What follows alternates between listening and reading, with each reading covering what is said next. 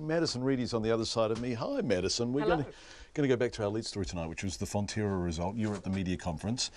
Let's talk about, first of all, the announcement, how it was received, the mood in the room. The mood in the room was probably what I would call frosty. It was very tense. The Chief Financial Officer, the Chairman in the middle, and the Chief Executive Officer kind of all sat there in a row and, and faced off to a swath of media. I mean, there was everyone that you could imagine in that room from every single media organisation there.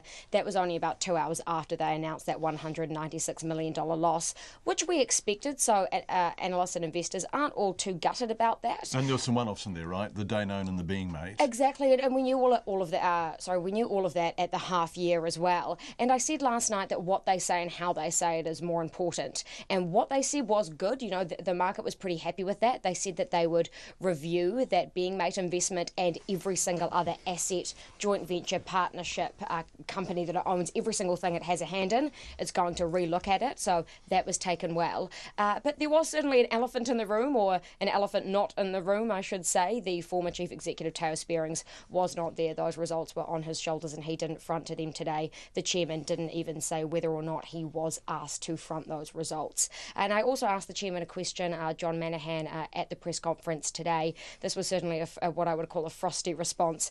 I asked him about how farmers had to feel the wrath of their investment decisions. Take a listen.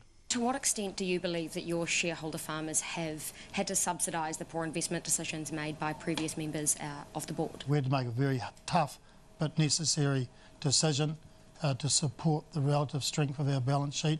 It's not something a board ever wants to do, to go to your milk price and do that, but we needed to. And we're very transparent about the reason.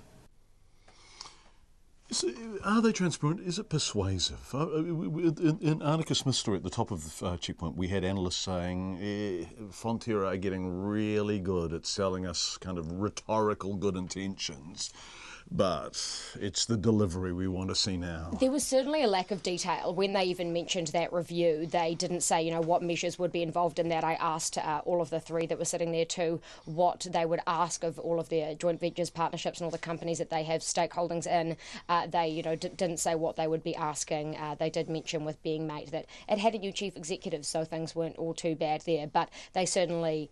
Analysts have said today that certainly them saying that they will review everything is certainly a signal in the right direction. And the markets today actually responded pretty well. So the Fonterra Shareholders Fund, which is listed on the New Zealand Stock Exchange, that actually had an increase today. That lifted up about almost almost a whole percent, 0.8%. So it was actually pretty well received. So people seem to be pretty happy with what they were told today, whether or not they liked the tone that they were told it in. Because as you said, and as you said last night, we knew that the result was going to be roughly what it was, in fact almost exactly what it was.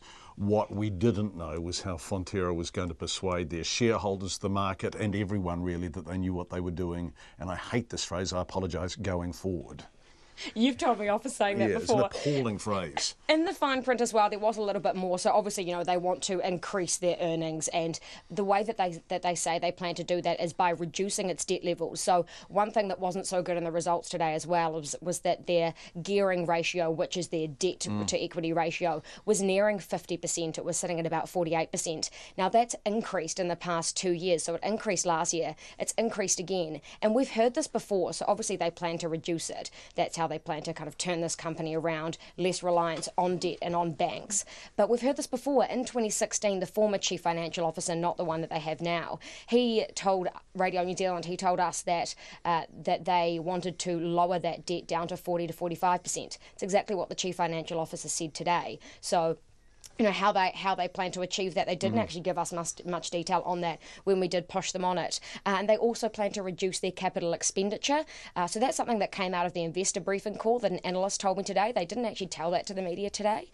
They plan to reduce their capital expenditure, their spend on assets and the likes and strategic partnerships down to $650 million for the year. The year just ended, it was actually around $861 million. Right, so it's a significant reduction.